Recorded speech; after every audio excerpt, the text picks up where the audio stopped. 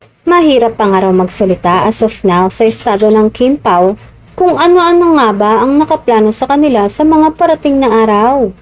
Masyado pa raw maaga ang makapagbigay ng komento dahil tiyak na uulanin ang dalawa ng napakaraming proyekto sa bakuran ng Kapamilya Network.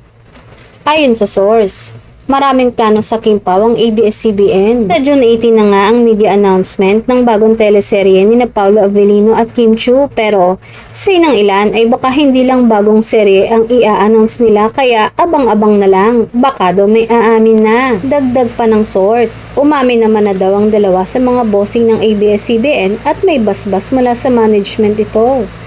Nasa dalawa na nga daw ang desisyon kung aamin sila sa publiko o mananatiling pribado pero hindi sikreto ang relasyon nila.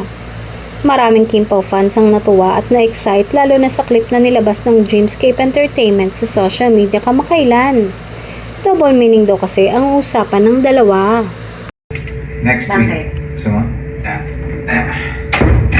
Sige, sabihin na natin. Ano na, Kimi, kailan mo gustong ilabas? Kailan? Wednesday? Tuesday? Ha? Wednesday? Ako na bahala? Sandali lang. Sige. Hindi kasi, ano na ba ngayon? Okay, June 11. So Wednesday, deal? Next week. Gusto mo? Sige. Sige, sabihin na natin. Game. Ano? Kailan? Wednesday? Tuesday?